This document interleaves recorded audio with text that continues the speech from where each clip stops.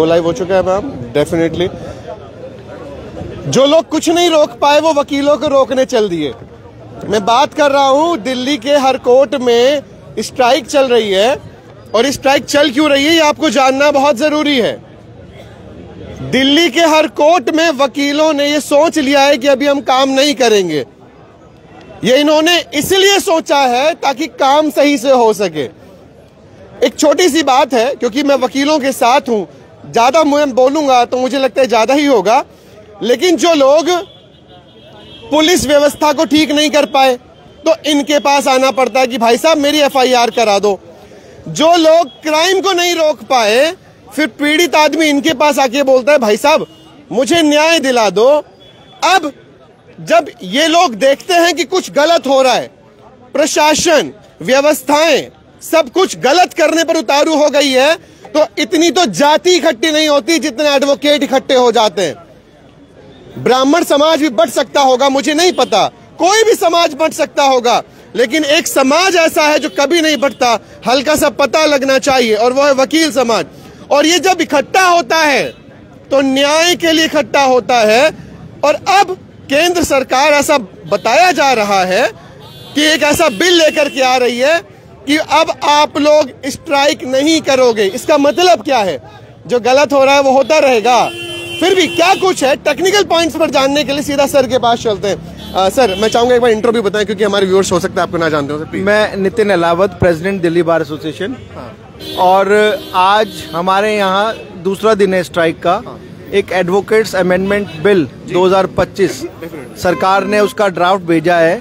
जब हमने वो ड्राफ्ट पढ़ा तो हम ये सोच के हैरान हो गए कि ये किस नीयत से लिखा गया है।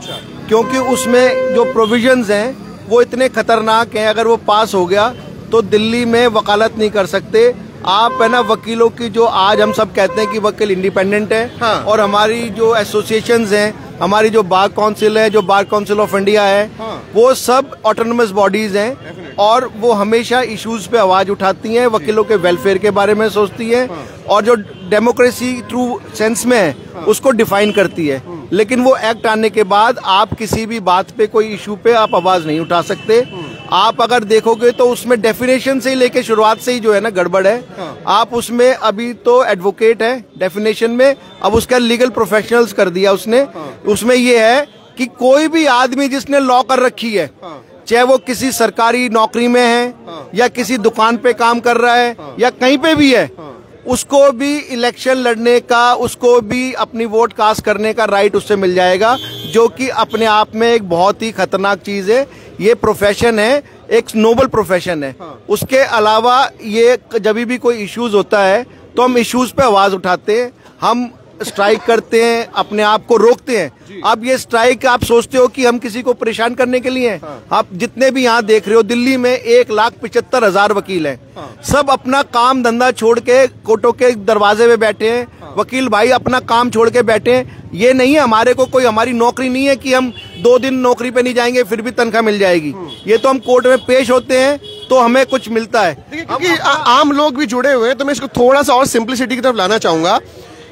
ये जो सही मायने आप यही कहना चाहते हैं कि आप जो लोग स्ट्राइक कर देते थे अन्याय के खिलाफ, ऐसा बिल आया जिसमें कहा गया अब आप ये नहीं करोगे।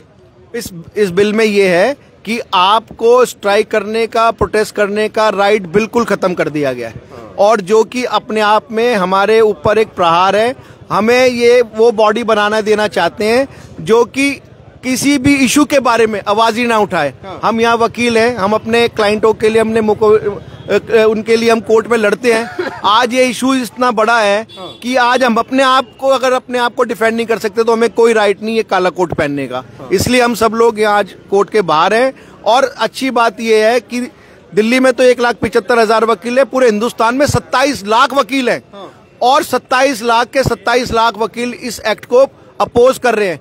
आज दिल्ली में थी, कल भी दिल्ली में थी, उसके अलावा पौंडीचेरी, तमिलनाडु, कर्नाटका, हमारे एनसीआर में हर जगह स्ट्राइक है। और बहुत जल्दी आप देखोगे कि अगर सरकार इस एक्ट को, इस बिल को वापस नहीं लेगी तो हम पूरी दिल्ली का, पूरे हिंदुस्तान से पूरे जो वकील आएंगे, दिल्ली में चक्का जाम करेंगे, पार्लियामेंट का घेराव करेंगे।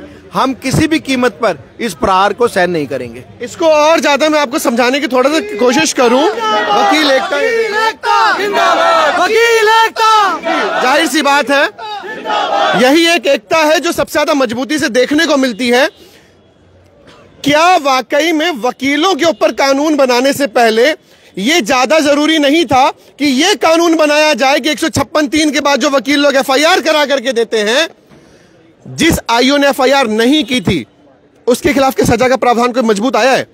एक गरीब आदमी वो ये भी नहीं जानता कि मुझे मतलब कहां जाना चाहिए न्याय के लिए, एक पुलिस वाला उसको दबा देता है और वो घर जाकर के शोषित होकर के बैठ जाता है। लेकिन जब उसको कोई बता देता है कि तुझे वकील न्याय दिला सकता है, वो वकीलों के पास जाता है न्याय लेने। क्यों नहीं मजबूत कानून पहले पुलिस प्रशासन पर आए? क्यों नहीं मजबूत कानून पहले व्यवस्थाओं पर आए?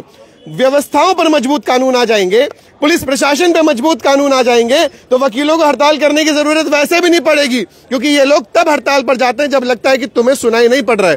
भगत सिंह का नाम सुना होगा, उन्होंने बोला था ना, अंग्रेजों को ऊंचा सुनाई पड़ता है। तो वो ये लोग हड़ताल ही करते हैं ताकि आपको न्याय मिल सके। कुछ लोग और भी हैं। मैम, कितना ज्यादा ये रूल आपको लग रहा है कि खराब है आप लोगों के लिए? देखिए, ये जो बिल पास हुआ है, ये मेरा काम है, आप प्लीज बताइए। बिल जो पास होने जा रहा है, उसमें हम वकीलों के लिए समझ लीजिए एक तरीके से हाथ ही काट दिए कि हम क्लाइंट के लिए अगर कोई काम करते हैं और हम उसमें हार जाते हैं तो हमें उनको खर्चा देना पड़ेगा। ठीक है, तो एक तरीके से ये हो गया कि जब हम अपने लिए नहीं लड़ सकते तो हम उनके लिए क्या लड़ेंगे? जब अपने लिए ही नहीं लड़ सकते तो औरों के लिए क्या लड़ेंगे? सर बिल्कुल ठीक कहा आपने। देखिए, हम सिपाही हैं। कोई कहना चाहेगा और हम आपके पास आ जाऊंगा जी। हम न्याय के सिपाही हैं। मैं अपने आप को सिपाही की गिनती में गिनता हूँ। जी जी। मैं न्याय का सिपाही हूँ। हाँ। कमजोर, हाँ। शोषित के लिए लड़ना हमारा काम है। हाँ।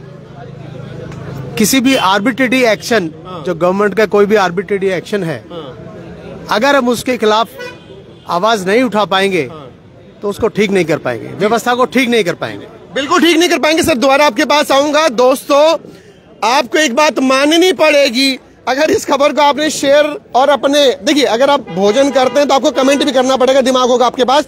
क्या वकीलों को बांधना वाकई जरूरी था?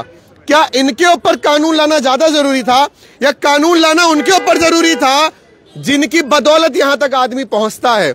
अगर न्याय थानों में ही मिल जाए, वहीं मिल जाए, तो यहां तक क्यों आएगा? ये लोग तो तब आपकी मदद करने के लिए आते हैं जब दिख जाता है आपकी मदद करने वाला कोई धरती पर है ही नहीं। सर, हमने तो एडवोकेट्स प्रोटेक्शन एक्ट के बारे में बात करी थी जी। और उसके लिए उन्होंने कहा भी जी बिल्कुल ठीक है, आपकी बिल्कुल जायज डिमांड है जी। एडवोकेट्स प्रोटेक्शन एक्ट हम लेकर आएंगे। हमने उसका ड्राफ्ट भी बना के दिया और वो प्रपोजल भी उन्होंने हमारी एक्सेप्ट करी। लेकिन एडवोकेट्स प्रोटेक्शन एक्ट तो आया नहीं और ये अमेंडमेंट आ गया। हम आप ये देखेंगे कि हमारा कोई सोशल सिक्योरिटी नहीं है।